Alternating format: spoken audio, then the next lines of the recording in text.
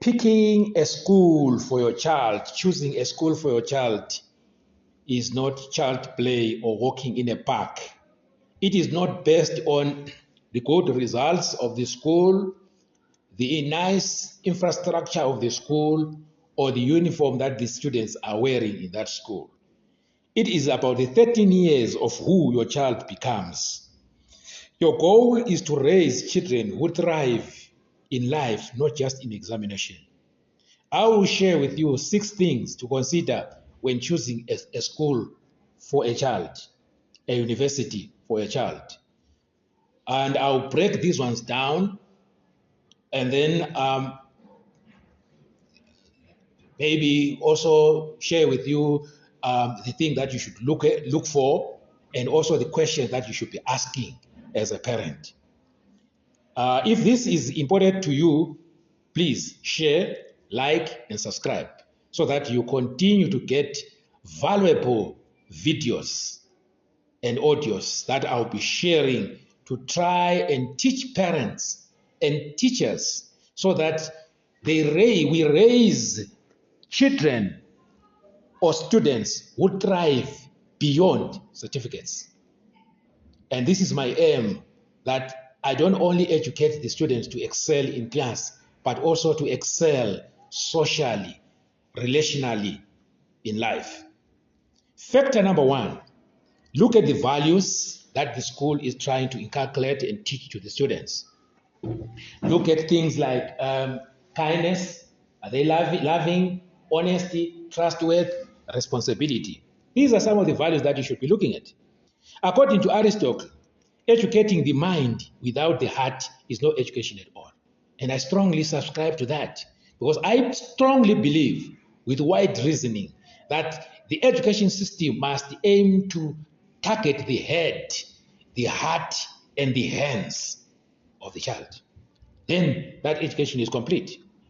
And the question that you should be asking yourself, what kind of human being is this school trying to produce? And what do you look at? Number 1, the stated values. Check the school policy, the mission statement, the vision statement of the school. What does it say about a number of things, such as discipline, punishment, bullying, and the like? Does that resonate well with you as a parent? Number 2, how they handle conflict. Do they do it gracefully, or they shame the students? Because what you should protect by all means is the dignity, the self-concept, self-esteem of a child. Because learning hinges on this, right? Number C, the character versus cause. Do they celebrate responsibility, respect, honesty, trustworthy, and so forth? Does it reward these, or just scores? Some schools are just rewarding the child who excels, got 8 A's, they're given a reward. But students who are responsible, who are hardworking, who are honest, who are loving, who are cheerful, who are a joy to teach, they're not given anything. And personally, I don't like such a school. Theodore Roosevelt actually concurs with what I'm saying. To educate a man in mind and not in morals is to educate a menace to society, a problem in society. And it's very true. Such students become smart criminals later in life. It's because we have problems now because people are holding positions there, whether in politics or in businesses. Some of them are criminals because they managed to get straight A's at secondary, at university, and then they were employed. But you find they are lacking in social intelligence. Number 2 factor that you should be looking at is the academic system fit for my child? And the question that you should be asking is that, will my child be challenged or crushed by this kind of education system that the school is embarking on? And what do you look for here? You look at the teaching styles. I sent my child overseas to study electrical engineering. And when the boy came back after 4 years, when I was just trying to find out what he learned, in as far as theory is concerned, he will tell you this formula for that, this formula, how to do this, that. But to do it practically, no clue at all. And such kind of education is not okay. So even when you are sending your kids to university, you rather send the child to a local university than to take him Russia, China, what. You know, some universities are not good at all because they are only focusing theory after theory, which is not good. Theory after lecture method. We need the hands-on. Kids must be equipped with skills so that they use those skills to solve problems in life, really problems in life. You know, I don't like that kind of education, which is just lecture and lecture and lecture. And the kids, they have nothing that they've learned. No, there must be a lot of experiments. There must be a lot of hands-on. Like when you're teaching agriculture, take them to the garden where they carry out management practices like thinning, mulching, shedding, and many others. They must do it practically, not in class. The reason why students are failing agriculture is because agriculture is taught theoretically, not practically. And science also must, there are plenty experiments, right? And then number two, the class size and support. Here we are looking at the teacher-people ratio. How many students per teacher? Anything more than 30, 40, 50, one teacher is no good at all because it compromises the quality of teaching. Right. The other thing that you have to ask is that if my child needs remedial programs, is there a program like that? And as a parent, you have a right to ask, how do you assist the slow learners? The curriculum depth, is it a school that is only encouraging memorization of facts versus problem solving? You know, students are not garages or warehouses of information where they are just taught to remember. This is what we are doing in schools. That's why you find the most schools are examination based. There's more testing than teaching. And such a school is not a good school, right? They must encourage a problem solving because in life, if you can't solve a problem, you cannot get paid. You cannot make a living. Because for you to go, the reason why we are sending our children to school, to university, is so that when they come there, they solve a problem in society. The reason why most students go to university and then when they finish, they can't get a job is because they can't solve a problem. And how do you get paid if you can't solve a problem? You only know facts. It doesn't help.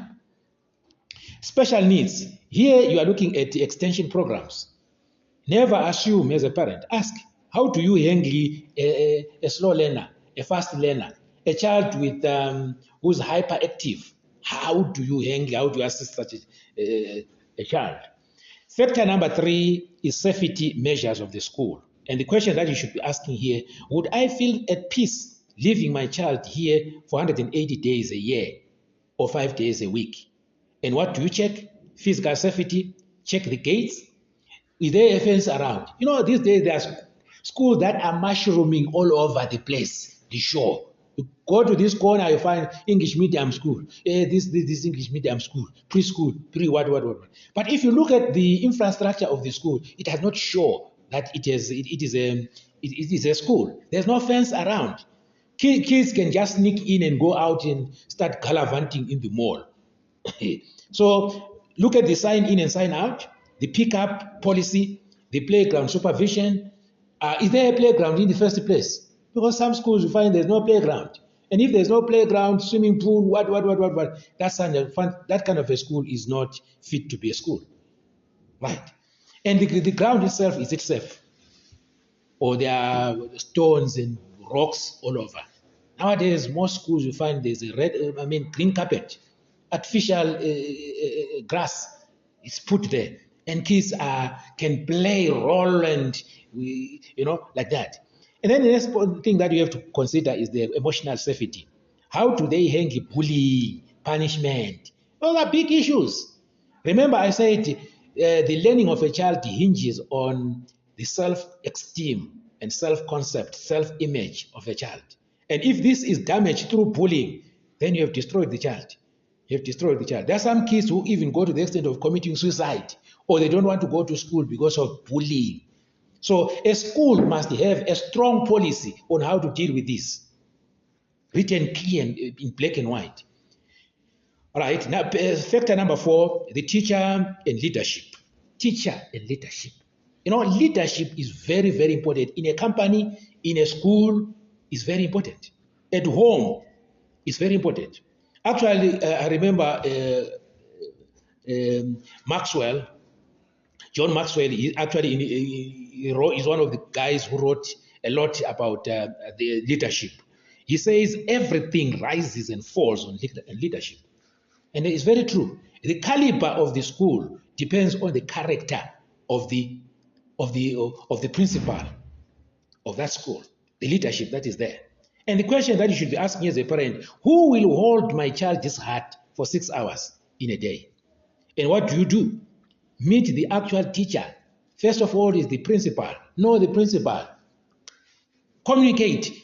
Try to chat with the principal and find out the philosophy of that principal. And also the teacher. Meet the teacher. Talk to the teacher. Find out about the caliber of the teacher, the qualifications, and the experience of the teacher. Well, some schools just pick teachers, some of them they are not qualified. You know, being a university graduate does not make you a good teacher. You must have gone through training that makes you fit to stand and teach students. Right. A teacher turnout. You know, that's some schools you find in a term or in a year, students have gone through 4 or 5 teachers because the teacher believes in hiring and firing. I remember that the director was saying, here I can take a bus to the bus rank, and when I come back, it will be full of teachers. So if you don't know, pack yours and go. Such a school, there's no continuity. Students need almost the whole year with the same teacher so that there is continuity, they learn each other. So if there's a teacher every term, it means students spend almost half the term trying to adapt to the needs and the styles of that teacher. Right? Discipline philosophy. How does this school deal with disciplinary issues? It must be written in black and white. Not that it's just a hullabaloo. Students are doing as they please. No. Then factor number 5 is partnership. There must be partnership, not war. And the question that you'll be asking here, will we be teammates or enemies by June between the teachers and the school? So the school and the parents must work hand in glove together for the success of the students. So here, the thing that we should be looking for is communication. How often does the school communicate? Or is just a report card at the end of the term? Or a repeat letter at the end of the year? And during the term here, nothing was said. Are there any newsletters to update about what is happening in the school? How often? The diary, the communication between the teacher and the parents, so that at least you monitor the students and we are singing in the same hymn book with the parents. Number 2 is a parent voice. Is there a functional PTA? Functional. I think you heard me. Not just a stooge or a PTA that is on paper. Right. So there must be parents meeting where the parents are asked about their views about the school. What do they say about trips? What are they saying? So that they also contribute. A school without a PTA is a red flag. Don't take your child there. Homework philosophy. This is very important.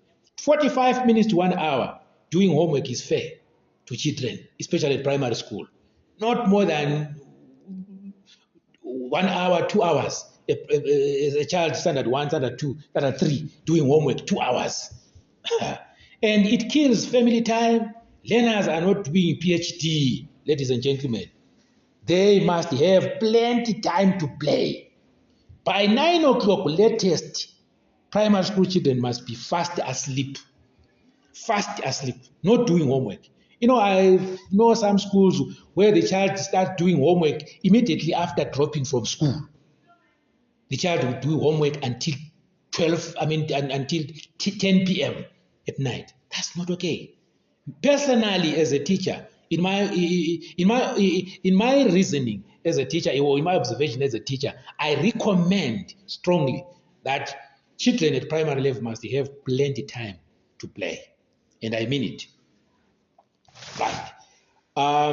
So some schools, they give 2 to 3 papers, past exam papers, numbers 1 to 60, and the children are writing in full. There's no wisdom, even if they are writing PSLE. There's no wisdom. They're not doing PhD. That's not masters. The primary school children, the children must enjoy learning, not being punished for being students. No. And then the other thing that you have to consider under partnership is your capacity as a parent. Don't just send students to school just because your neighbors are doing. Consider your pocket. Do you have enough money to pay for school fees? You know, it affects the child when the child is picked among other students, go to the staff room because you have not paid school fees, or the child stays 2-3 weeks without going to school because of school fees. You are running helter-skelter looking for school fees. That's not being fair to a child. Consider your pocket. If you can't afford, take your children to government schools. There's nothing wrong with that, right? And also consider whether you have enough time to drop the child and pick the child in time. You know, I've seen students who are picked very late. The child will be waiting there after maybe dismissed at 2 o'clock, 3 o'clock, or the child is there, 4 o'clock, 6 o'clock, the child is there, and the parents are nowhere to be seen to pick the child. When does the child do homework? When does the child rest and get ready for the next lesson? In conclusion, ladies and gentlemen, you are not just picking a school, you are picking a field where your Joseph will learn to lead. The wrong school cost you and your child. If I wish I knew, it's not about where they go, it's about who they become there. You are not raising a test taker, but a future colleague, a spouse, a father, a mother, a neighbor, a boss. Your goal is to raise children who will win at life, not just examination. My name is Never Ndiweni.